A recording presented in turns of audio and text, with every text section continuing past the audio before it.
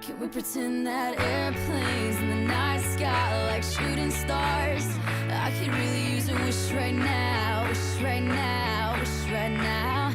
Can we pretend that airplanes in the night sky like shooting stars? I could really use a wish right now, wish right now, wish right now.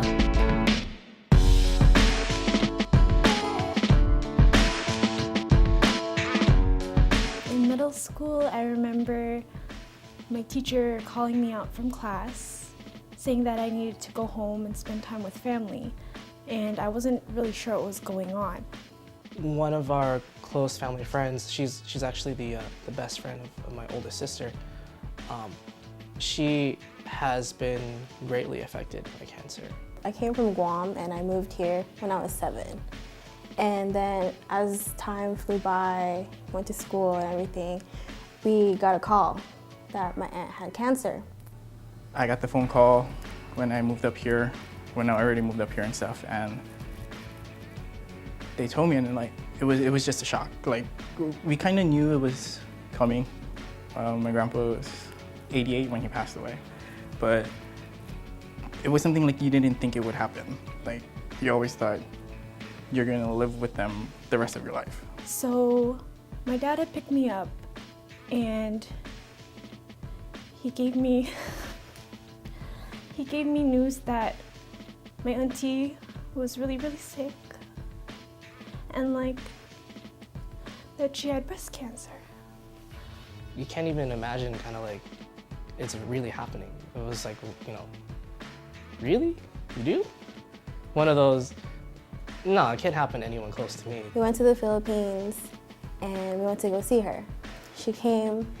When we saw her, she like broke down. Like my dad is like her favorite brother. They're really close. That's why I'm her goddaughter. And then when they saw each other, they like fell and broke into tears. And I was like, I couldn't handle it, so I was outside. That was the first time that I ever like had anyone close to me go through it.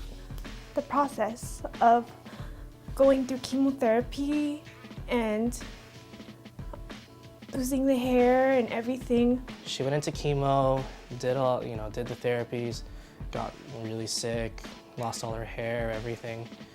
And eventually they actually had to amputate one of her breasts. It was very sad because my aunt had no hair. Like she used to have even boobs, now she only has one.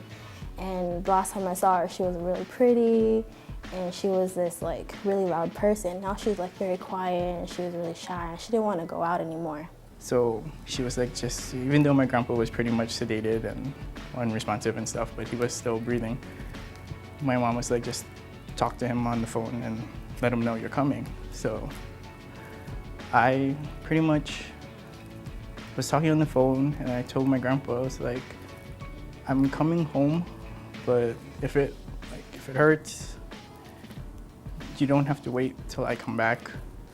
I'm coming home. I'll be there and all that stuff. And told him I loved him and all that stuff. And I think that was my last words I said to him before I had to board my plane. The morning my mom woke me up, I was sleeping in my bunk bed and she broke the news to me because my dad was too sad to tell me. He was still mourning. The saddest part, I guess, for me and for her and everyone is just she has two kids. Right now, one is 6, the other one is about 4, and she's not gonna be around to see them grow up.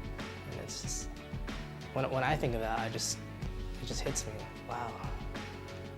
You know, what do you do when you only have 10 years?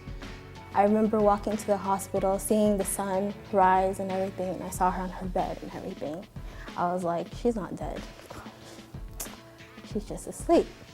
No, she isn't. It finally hit me. Like I would do Relay for Life for high school, and it never, like I never got the significance of Relay back in high school. It was a 24-hour event. It was more all the Leo clubs and whatnot, hang out and just walk around the track field. Like we raised money, but it never hit until when I found out that my grandpa had cancer. And to get that feeling, it's like somebody punching you in the stomach and stuff. So this is kind of why I do Relay. I feel that for every dollar I raise, for every step I take, I'm buying her just one more day. I'm glad though that like I can do Relay and pay tribute to everybody, the people who we have to remember, survivors and whatnot. So yeah, this is something worth doing really for life.